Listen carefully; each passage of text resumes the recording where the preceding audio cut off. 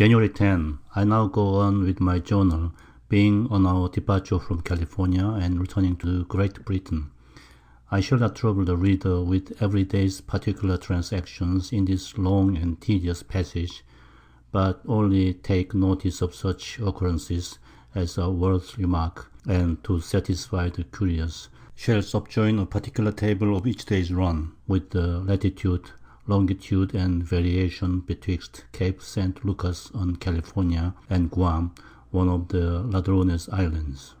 We resolved to keep an exact account of the distance and variation, not being certainly known to us from any former voyages. January 11th. We weighed from the Port Segura last night, but were becalmed under the shore till the 12th in the afternoon, where there sprung up a breeze, which soon run us out of the sight of the land. We took our departure from St. Lucas, which bore north by east at 12 o'clock, distant about 15 leagues. We were forced to go away with little or no refreshments, having but 3 or 4 fowls, and a very slender stock of liquor, which we got out of the Bachelor.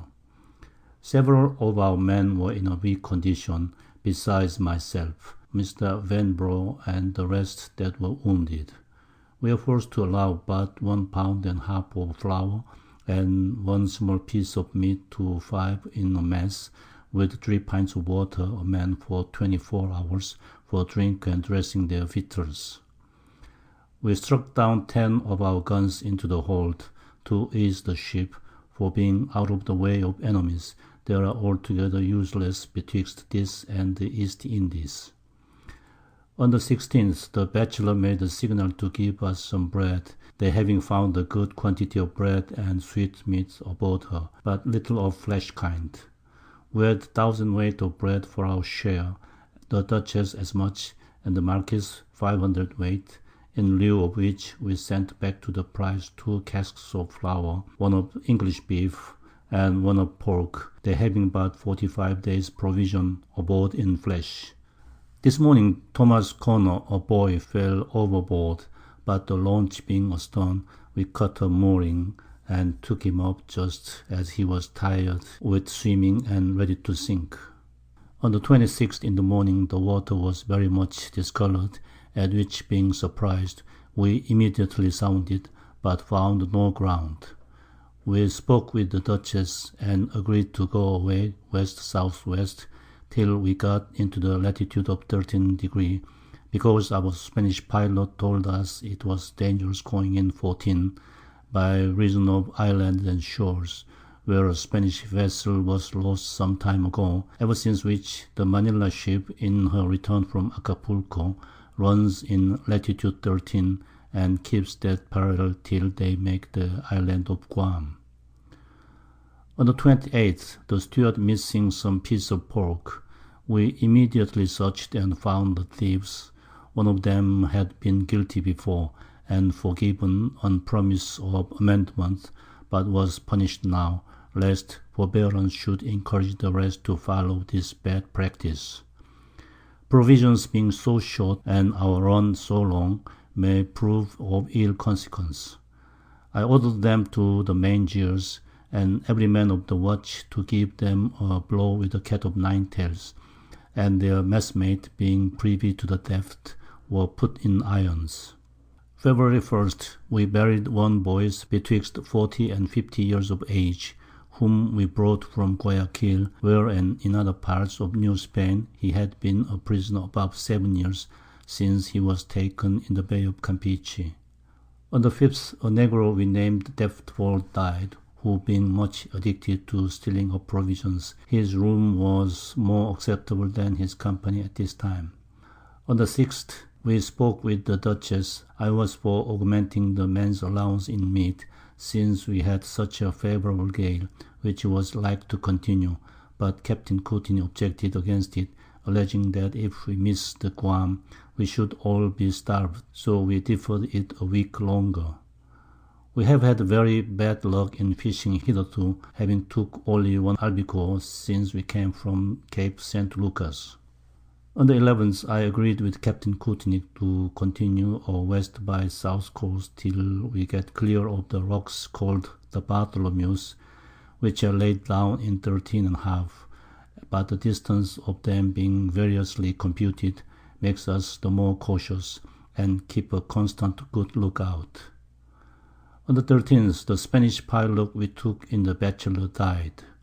We kept him, thinking he might be of use to us if he recovered of his wounds, but he was shot in the throat with a musket ball, which lodged so deep the doctors could not come at it.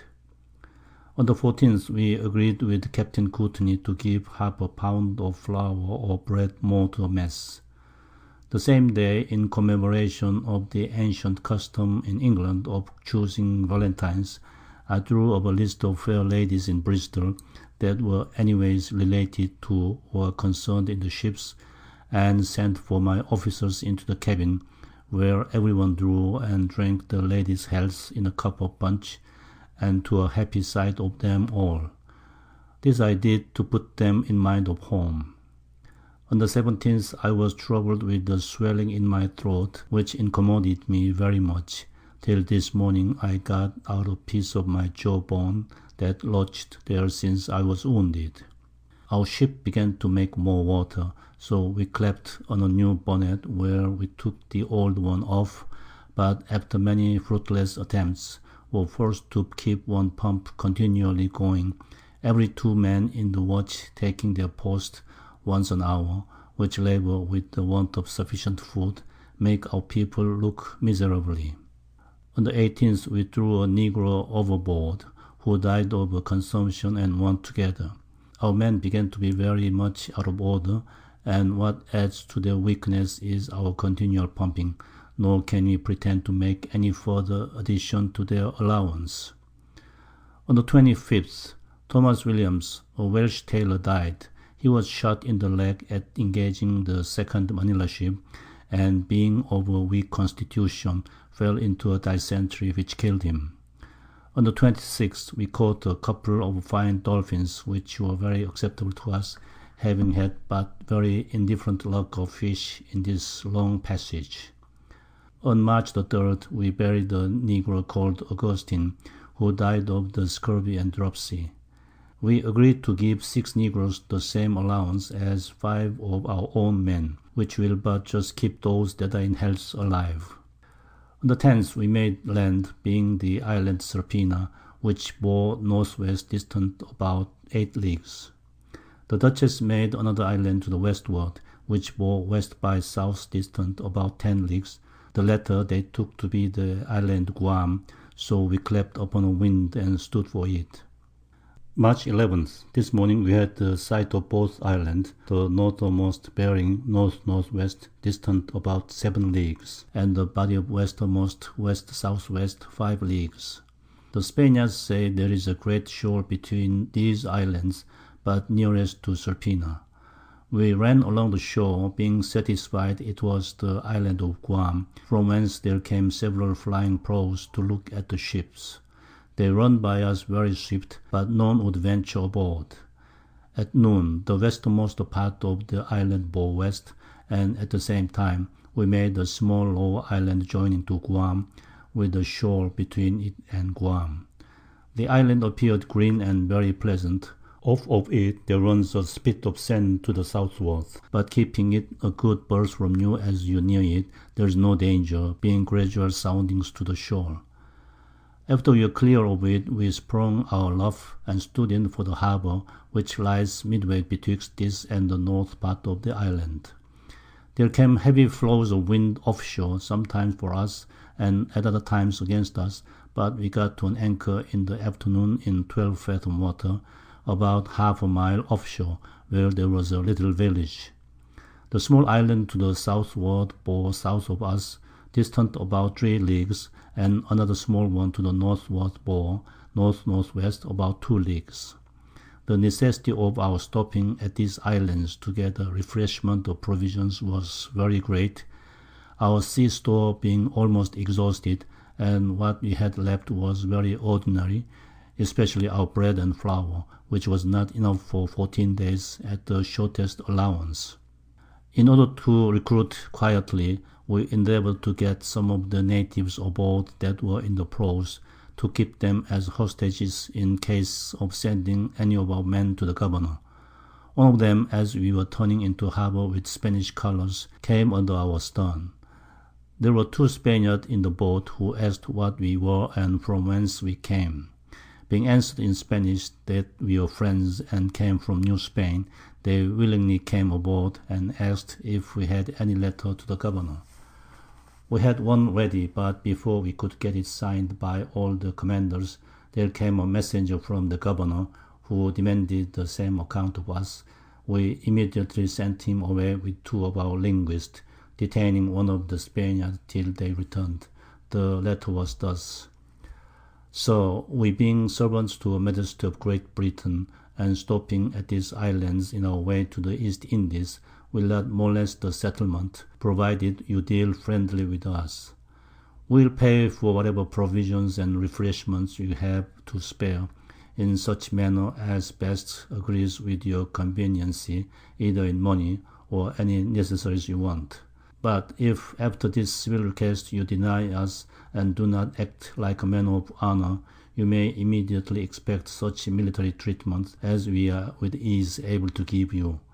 This we thought fit to confirm under our hands, recommending to our friendship and kind treatment, which we hope you will esteem, and assure yourself we then shall be with the strictest honor. Your friends and humble servants. To the Honorable Governor of Island of Guam, March 23rd, 1709. W. Rogers, S. Courtney, E. Cook.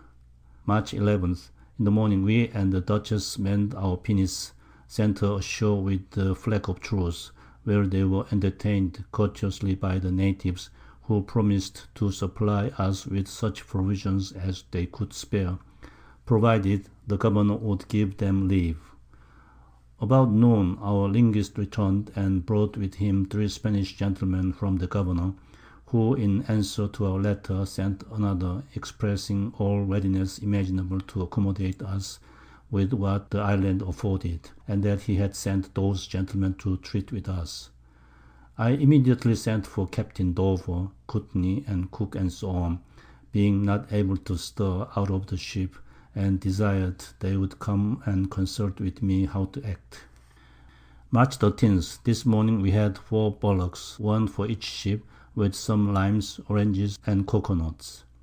Our misunderstanding at California have been very much augmented since by our want of provisions, one ship's company being jealous, the other had most and best. But now being arrived at a place of plenty, we are all indifferently well reconciled, and an entertainment was provided aboard the Bachelor for the Spanish gentlemen, where most of our officers appointed to meet. I being not able to move myself, was hoisted in a chair out of the ship, and also out of the boat into the Bachelor. There we had a good entertainment, and agreed that on Thursday next a representative for each ship should wait upon the governor, and make him a handsome present for his civility and readiness to supply us. March 15. This morning we had another entertainment aboard the Marquis, where I likewise went in the same manner as before. March 16. This morning our pinnace went with several of our officers to accept the governor's invitation ashore, who received them with all imaginable friendship and respect, having near 200 men drawn up in arms at their landing, and the officers and clergy of the island to conduct them to the governor's house, which was a very handsome seat, considering where we are. They entertained them with at least 60 dishes of several sorts, the best could be got on the island, and when they took their leaves, each fired a volley of small arms. They presented the governor, according as we had agreed, with 2 negro boys dressed in liveries, 20 yards of scarlet cloth serge, and 6 pieces of cambric, which he seemed wonderfully pleased with, and promised to assist us in whatever lay in his power. March 17. This day we got our dividend, being about 60 hogs, 99 fowls, 24 baskets of Indian corn, and 14 bags of rice, 44 baskets of yams, and 800 coconuts. March 18. There was an entertainment aboard us today, where we had most of our officers and 4 Spanish gentlemen from the governor. I made them as welcome as time and place would afford, diverting them with music, and our sailors dancing till night, when we parted very friendly. We got some more bullocks on board, being small in cattle, but what we gladly accept of, each ship had 14 in all. March 20. This morning each ship had 2 cows and calves more, being the last we are likely to get. We had a meeting on board the Marquis, where it was agreed to make a handsome present to the governor's deputy, who had the fatigue to get our provisions together, wherein he used all possible dispatch. We gave him and the rest of the gentlemen what they esteemed double the value of what we received of them, which they certified under their hands, and that we had been very civil to them. We also gave them the like certificate, signed by all our officers, to shew to any English that might have occasion to recruit there, and parted very friendly. Having finished that affair, it was agreed that we should steer from hence west and by south's course to get clear of some islands that lie in our way, and then thought it proper to steer directly for southeast part of Mindanao, and from thence the clearest way to Ternate. It was also agreed that our ship being very leaky, I should deliver to Captain Courtney 1 chest of plate and money to be put on board the Duchess. March 21st. At break of day we hoist our colours, and fired a gun for our consort to unmoor. In the meantime, with the consent of the other officers, I put an old Spaniard ashore, called Antonio Gomez Figuero, whom we took in the first bark in the South Seas, and designed to carry him to the Great Britain, to condemn all our prices took there, but he being now in all appearance not likely to leave, we agreed to dismiss him, he giving us a certificate that he saw us attack and take several prizes, all subject to Philip IV, King of Spain, and so on. I gave him some clothes and other odd things to help him in his sickness, then put him ashore to the deputy governor and the rest of Spanish officers, who gave us a certificate that they received such a person. I shall here give a description of the Isle of Guam. The island of Guam described. This island is about 40 leagues round. The anchoring place is on the west side, and about middle there is a large cove, with several houses built after Spanish mode, with accommodations for the officers and crew of the Acapulco ship, the settlement being made here on purpose for that ship to recruit at in a way to Manila. There are about 300 Spaniards on this and the neighboring islands. Most of the natives are their converts. They told us they have 8 fathers, 6 of whom teach school, besides performing their office as a clergyman. They have also schools taught by mulattoes and Indians, who have learned the language, so that most of the natives understand Spanish. The Spaniard informed me that there is a range of islands from hence to Japan, among which there are several abound with gold, and they were now building a small vessel to discover them, in order to get a trade. The island of Guam itself abounds with orange, lemons, citrons, musk, and watermelons, which were brought hither by the Spaniards. The orange trees thrive very well here. The island is full of hills and dales, and streams of good water. They have plenty of cattle, but small, poor, and generally white. The indigo plant grows wild in such abundance that were they industrious and had coppers to boil up, they might have great quantities of that commodity, but being so remote and out of way of the trade, they make no use of it, nor do they improve anything but what contributes to their present subsistence. And having that, they are easy. Money is of so little use, and so scarce among them, that they could not raise $1,000 in the whole islands to purchase commodities from us, which they would gladly have done. Here are about 200 soldiers, who receive their pay from Manila by a small ship once per annum. This ship brings them clothes, sugar, rice and liquor, for which she carries back most of the money again. This has made them of late sow rice in their valleys and make other improvements. They abound with hogs, which are the best pork in the world, because they feed altogether on coconuts and breadfruits, which are plentiful here, and were not the Spaniards slothful, they might have most necessaries of their own growth for the maintenance of life. The breadfruit I thought the most remarkable thing on the island. I saw some of it which was as large as oranges, and much resembled them. They tell me that when ripe they are 3 times as large, and grow in many other places near equinox in the East Indies. The leaves are almost as large as those of figs, something like them, but of a brown color. The tree is large, and they have such plenty of these fruits in the season that they fatten their hogs with them. The fruit has no stone, and by the account they gave, the inside resembles a dried potato or yam, with which they likewise abound. The wind blows constantly a southeast trade here, except during the westerly monsoons, which last from the middle of June to the middle of August. The governor lives on the north side of the island, where there is a small village and a convent, being the chief habitation of the Spaniards. They marry with the natives, and had not above 4 Spanish women on the island. The Indians are tall and strong, of a dark olive color, go all naked except the cloth about their posteriors, and the women have little petticoats.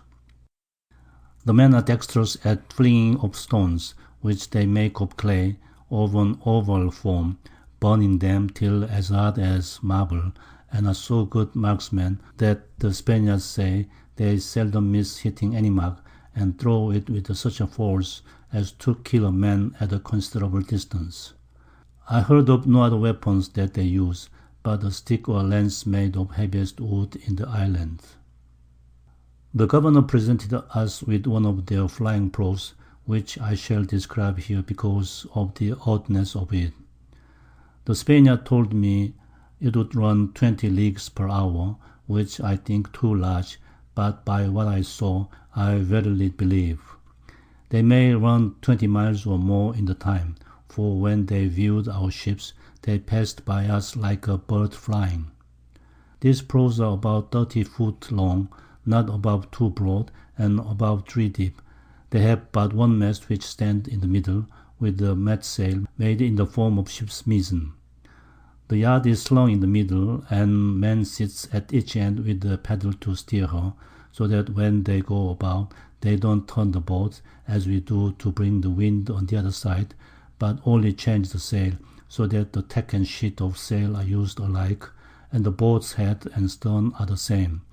Only they change them as occasion requires to sail either way. For they are so narrow that they could not bear any sail, were it not from booms that run out from the windward side, fastened to a large log shaped like a boat, and near half as long, which becomes contiguous to the boat. On these booms a stage is made above the water, on a level with the side of the boat, upon which they carry goods or passengers. The greatest inconvenience in sailing these boats is before the wind, for by the outlayer, which is built out on one side, if the wind presses anything heavy on the contrary side, the boat is overset, which often happens. Having brought one of these boats to London, it might be worth fitting up to put in the canals in St. James's Park for curiosity, since we have none like it in this part of the world. As soon as the boat returned from landing Signor Figuro, we put on the sail, having the fine breeze of wind at east-northeast. We had generally fair weather here in the daytime, and showers commonly in the night, but very sultry. The wind always offshore betwixt the east and northeast. Our decks are filled with cattle and provender. According to promise, I have here inserted my run from California to Guam, a table of each day run between Cape St. Lucas in California and the island of Guam. There is a table of daily log from 12th of January till 10th of March about the course, distance, and location of ship. At 3 o'clock in the afternoon, the island of Guam bore west by south, distant 10 leagues. 1710, March 22nd. At 6 last night, the body of the island Guam bore east-northeast, distant 8 leagues, from whence we took our departure, designing for Ternate, one of the Molucca islands belonging to the Dutch, and distant from Guam about 400 leagues.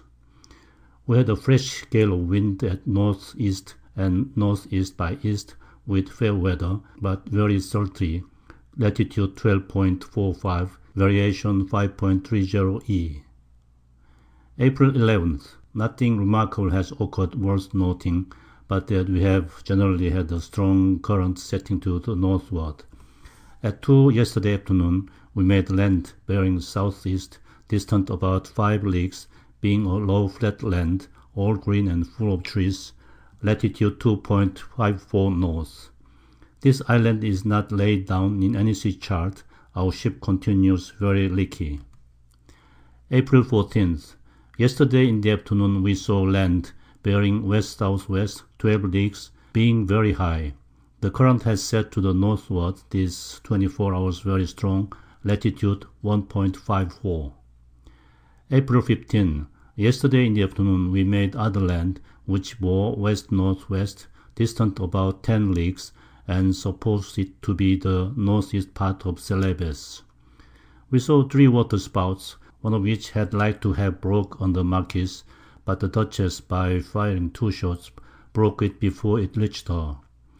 We saw a very large tree afloat, with a multitude of fish about it, and 2 large islands, the southernmost bearing southwest, distant about 8 leagues, and the northernmost west-northwest 7 leagues, both being the same land we saw yesterday, and the latter we now suppose to be the southeast part of the Molotai, and the other the north part of Gilolo.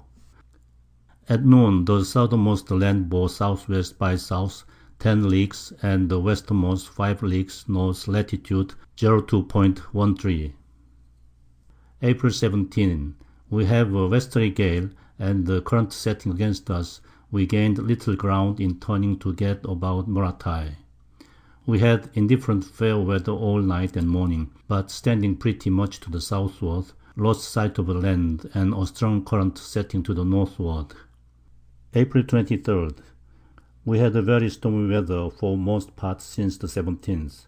The Marquis and we suffered both in our rigging, so that we begin to despair of getting to windward of this island Molotai to reach Ternate, which is now near us. But we are obliged to keep company with the Marquis and Bachelor, who sail but very indifferent upon wind. And it's the hardest upon our ship's company, who are wearied almost to death with continual pumping, the leak having increased upon us since we came out of Guam, so that it is as much as 4 men are able to keep her free half an hour, all the watch being obliged to come to it once in 4 hours. April 29th. We got 292 pounds weight of bread from the Bachelor yesterday afternoon. In exchange for meat we sent them, which, with what we had before, will last us about 20 days, and not much longer.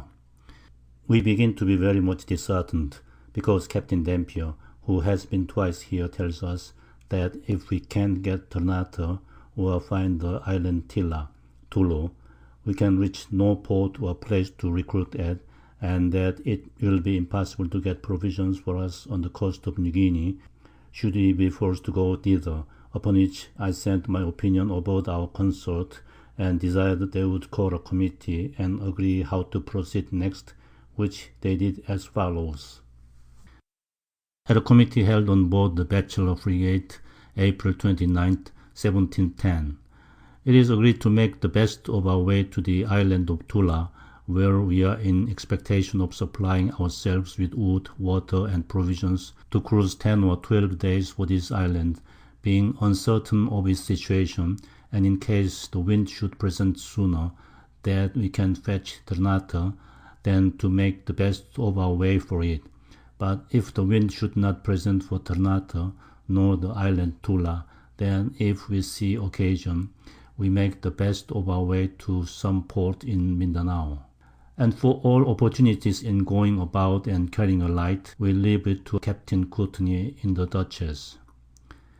May 2nd, we shaped our course for Ternate a second time, being in all probability to the westward of Gilolo, having made our reckoning 3 degrees of longitude to the westward of Moratai.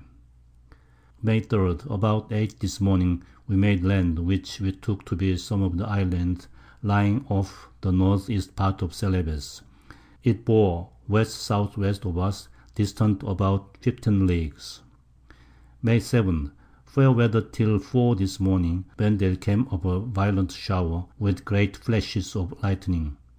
At break of day we saw land trending from southeast by south to south-southwest, which at first appeared like a 5-island, but after it cleared up, we plainly perceived it was one continued land. We also saw other lands to the westward of that, which bore west by south, distant about 10 leagues, and were of opinion that we got to the eastward of Gilolo a second time. We were the more inclined to believe this, because whenever we tried the current, we generally found it set to the eastward very strong, though we little thought it could have driven us so far back. May 9th, yesterday in the afternoon, all the officers met aboard us to consult about the land, and what course to take, but being divided in opinions, we deferred coming to a resolution till such time as we were better satisfied. We tried the current at 4 o'clock, when it set north-northwest after the rate of 20 miles in 24 hours.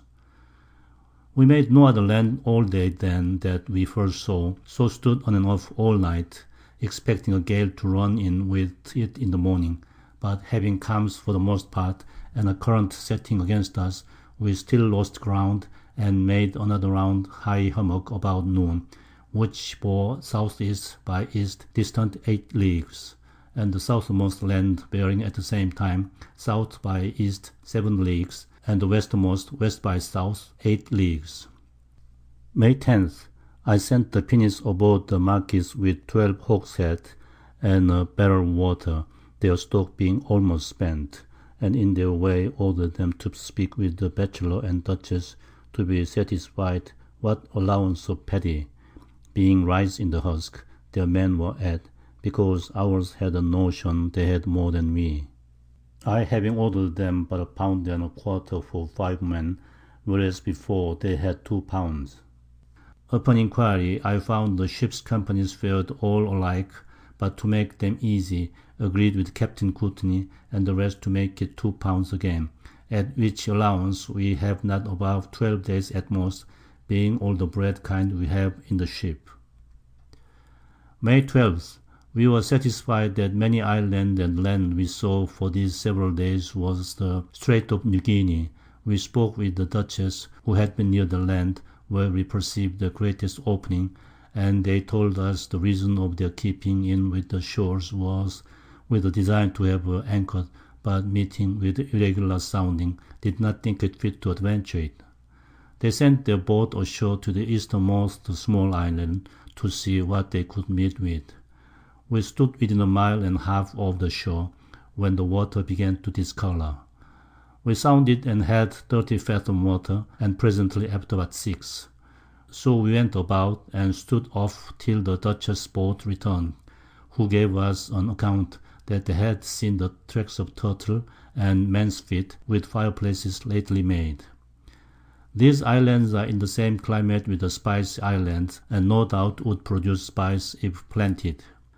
I went on board the Duchess, and agreed with Captain Courtney to send the pinnace ashore, standing on and off with our ship all night, latitude 00.24 south, longitude 236.25 west from London. May 13, we kept turning to windward these 24 hours, betwixt the southernmost long track of land we made first of all, and the islands to the eastward of it, where we expected to find the passage betwixt Gilolo and New Guinea. May 15, we being jealous of each other, who had the most provisions, we this day met aboard the Bachelor, and carried an account with us of what each ship had left, and on making a strict rummage there, we found more rice than we expected, so that with the shortest allowance we may subsist at sea above 3 weeks longer. Each ship's proportion of the provisions we had left being weighed, we then returned to our ships in better state than we expected. May 18. We have passed several islands, and are now in sight of what we account the point or cape of New Guinea, and the south end of the Gilolo, which appears about 8 leagues asunder. With some islands near each side, we have commonly little wind, and very bearable. This being the time that the southeast monsoon begins, which made the weather and wind very uncertain, latitude 2 south. May 20. The Duchess generally kept ahead in the night with the pinnace ahead of her, because the currents are so very uncertain, and being in an unknown track, we cannot be too careful in the night. We are still in sight of high land of New Guinea, and several islands to the northward, which we find laid down in no drought, so we noted them as we passed by. This way into India would not be half so dangerous as it is imagined, were it well known. While we had any breeze of wind, in the day we towed our prize. We made another long high island, trending from south by east to west-southwest, distant about 12 leagues, and crowded along shore to make what it was, judging it to be the island Ceram. We likewise made another island to the northward, which bore north by west, distant about 7 leagues, south latitude 03. May 21st. Being close under it, I sent the pinnace aboard the Duchess yesterday afternoon to know what they made of the land, and what they designed to do. Their boat met ours, and told them Captain Dampier was of the same opinion with us, that it is the island Ceram. May 22nd. Had an ugly gale of wind, which drove us clear off the island we took to be Ceram. Since the 18th that we passed the Straits of New Guinea, we have had the westerly current, but before the current generally set to the eastward. We now have dark gloomy weather, with a strong gale of wind at southeast, and southeast by east, runs us out of sight of all the land. Our ship is still very leaky, and we begin to be in the utmost want of all manner of refreshment and necessaries, and doubtful where to harbour or refit, the land being unknown to us for want of good draught or an experienced pilot. Latitude 3.40 south, longitude 237.21 west from London. May 24, we were in expectation making land this morning, being in the latitude of the island Boro, which is about 20 leagues to the southwest of Ceram, and near the same distance in parallel with Amboina, the latter of which we designed to have touched at, had the wind been favourable. But southeast monsoon being now set in, we are almost out of hope of fetching it, and still doubtful what island we passed by last, not agreeing whether it was Ceram or Boro. We found by our observation at noon that we were in the latitude of southernmost part of Boro, and the reason of our not seeing of it we impute to the current setting us to the westward of it, south latitude 04.30, longitude 237.29, west from London. May 25th. I spared the Duchess a butt of water, they having little or none but what they can catch when it rains.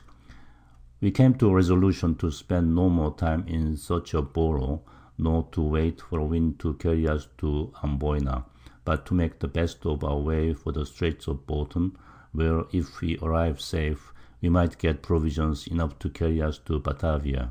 Pursuant to which agreement, we hauled away southwest by south for them, having a fresh gale of wind at east, but by 2 in the morning we fell in with a parcel of island to the eastward of Bolton, and had infallibly been ashore upon one of them, had not the weather cleared up at once.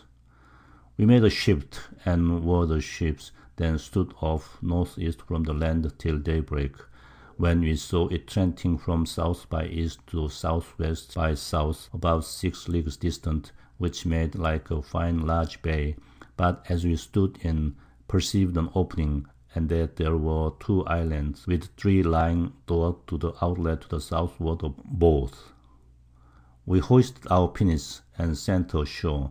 The Dutchess did the same, from whence they brought off some coconuts, which were very plentiful here, and told us they were Malayan inhabitants, who seemed to be very friendly.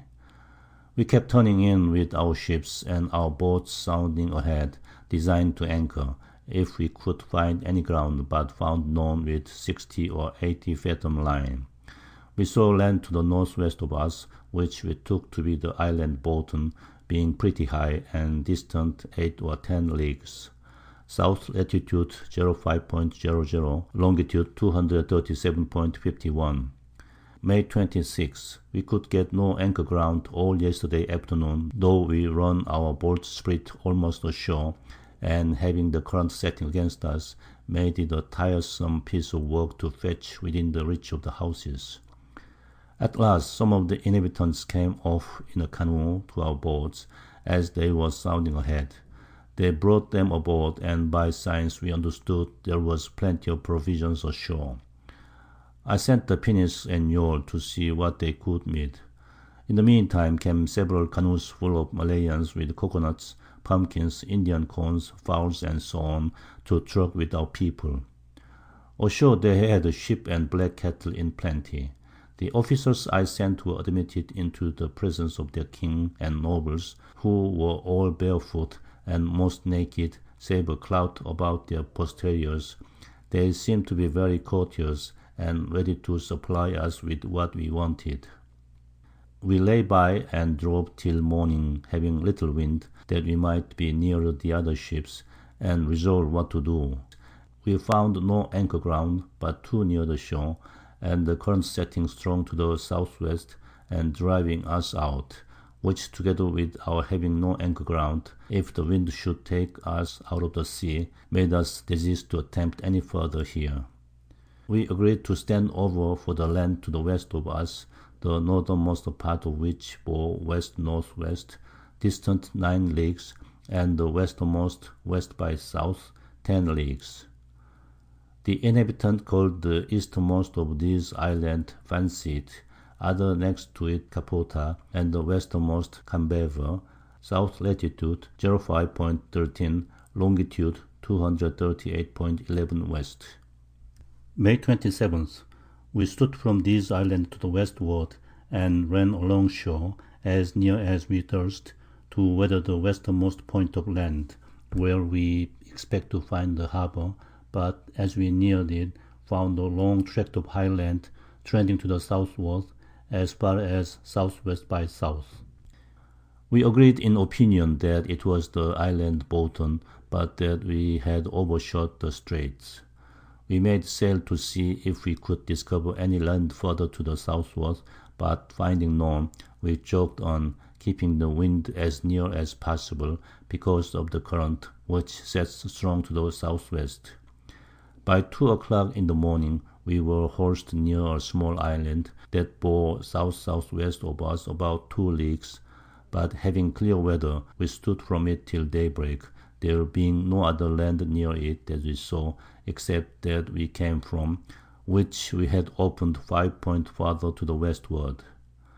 I was unwilling to act any farther without the consent of the committee, so the major part of us met aboard the Dutchess, where we agreed to stand back and make a land plan, so as to be fully satisfied what it was, and withal to find the recruit of water and wood, before we proceed any farther, being in want of everything. South latitude 05.50, longitude west from London 238.38. May 28th. According to agreement, we stood back, and having a fresh breeze of wind at east, came up with the land, which trended from northeast by east to north. We stood away with the northernmost, and by 6 o'clock brought it to bear east by north, distant about 2 leagues, having opened land farther to the northward, which made like a bay, and trimming to the westward as far as west-northwest, distant about 10 leagues. We made little or no sail all night, because the bachelor and marquis were astern, and we were not willing to run too far in with the land in the night. In the morning it was calm, and being clear weather, we made all the land very plain from west-south-west to the east-southeast, making high double lands with the island under it. Most of it looked as if it was inhabited, being pretty thick of wood, and promised fare for other refreshment, but we could find no anchor ground hitherto. May 29th. A breeze sprung up, and we ran farther in, keeping nearest the southern shore, where we opened a sandy spit, of which we could perceive blue water like shoal ground running across the bay near Harper League. A little to the westward of this we got ground in betwixt 30 and 40 fathom water, with good gradual soundings, where we let go our anchor. The Duchess and the rest, standing over to the other side of the bay, could meet with no ground, so they came back and anchored by us, south latitude 05.41, longitude 238.34 west from London. A little before this, our boat we sent returned from the shore, having by present engaged a canoe with some Malayans to come aboard with them, but for want of a linguist we were little the better. I sent to the bachelor who had one, but Captain Dover refused to let him come to me, although he had no use for him. Then I sent the second time, that I might know the best anchoring place for our ships, and treated the people, who were impatient to be gone, with sweetmeats and other things they fancied, but could not keep them or send them aboard the bachelor to secure her, seeing white shoal water near us. But they passed by us in danger of running on the shoals, not knowing the best anchoring place, for want of the linguist I so earnestly desired to understand the Malayans that had now left us. As parting they made signs and pointed to the land to the northward, which they called Bulu. Our pilot, Captain Dampier, says he has been formerly through the straits, and in his book tells us of a town near the south part of them, where the king resided, but he knew nothing of it now, except the bare story. Upon this we agreed to send one of the pinnaces along with him and the linguist to find out the town, being willing to venture him to wait on his Majesty the King of Bolton, to solicit for a supply of provisions, which we would gladly pay for, and to make the better appearance, we sent Mr. Vanbrugh and Mr. Connolly along with him. The water flows here above 15 feet. There are places near to the town which lie to the north was about 6 leagues, from whence we rode where a ship might, on occasion, be laid ashore to refit, and we should have carried the Duke there to stop a leak, but were not willing to lose time, since we found it did not increase more than 1 pump could vent, which we had men enough to keep continually going. The King of Bolton has several galleys built after a peculiar form, and other small embarkations, on which they say he can embark 8,000 men on any expedition. Our people that were upon the island tells me all the towns are built on precipice, and hard to get at, and that the chief city was built on the top of a hill, to which there was only one passage, very steep. We found the watering place from a spring out of the rocks, but difficult to fill out of, because of its ebbing and flowing here, almost 3 fathom, which dries the rock near the shore.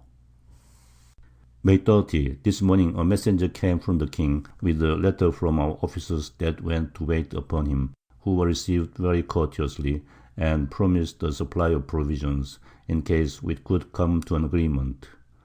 We showed the gentlemen samples of what we had to dispose of, which they seemed very well pleased with, and having made them a present of some odd things, and entertained them as well as we could, we dispatched them with a letter of directions to our officers what to do, and at their going off saluted them with 5 guns and 3 huzzas from each ship.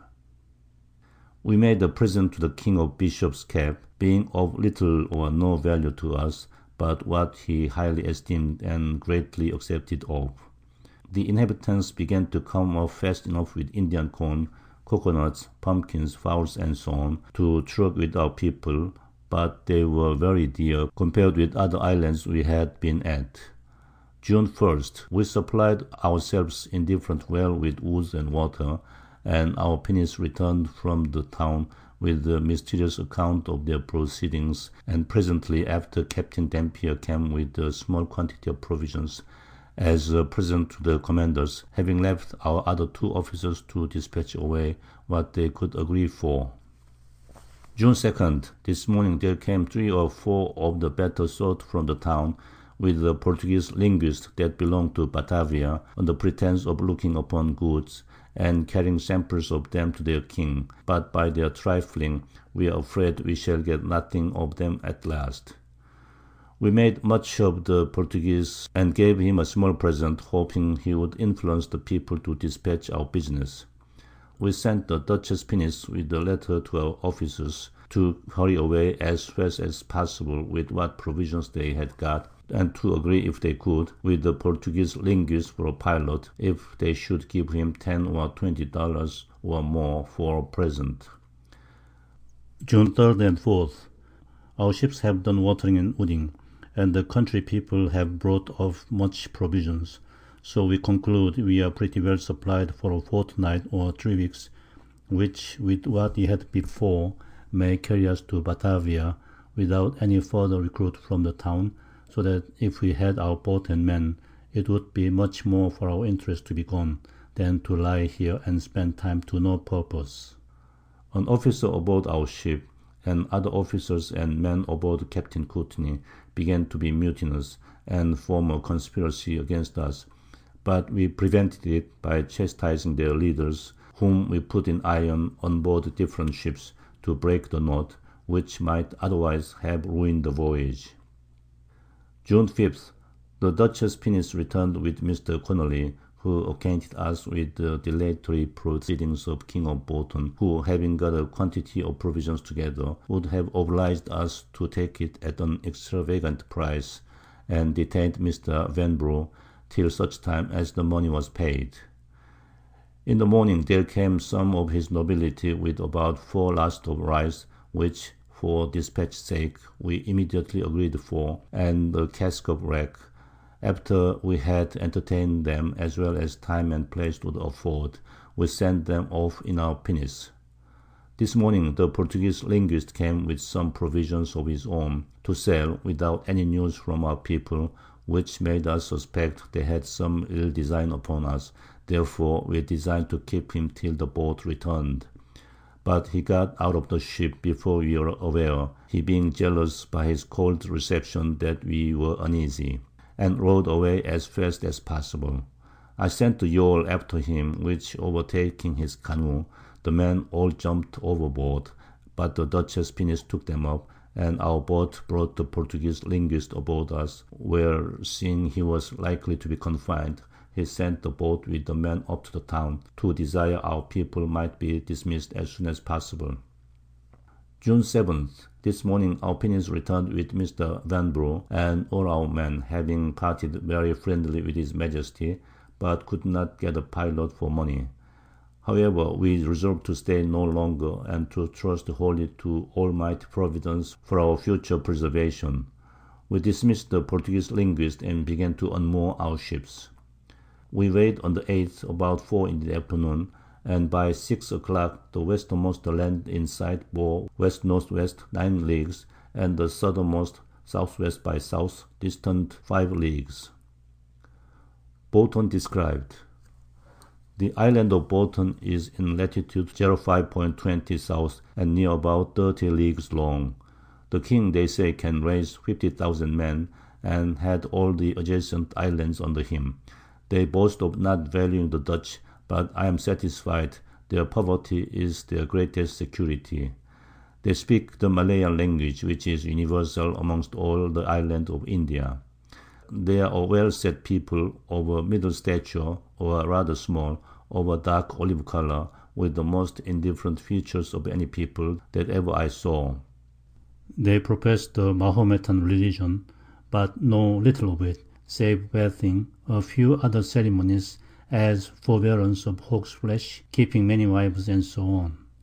Here are several Mahometan missionaries that came from Arabia and Persia to propagate their doctrine. The Dutch have no settlement here, but trade for slaves and a little gold. The climate being near the same with Dutch Spice Island, I admire they don't raise quantities of spice, but no sort of it grows here, save a few nutmegs.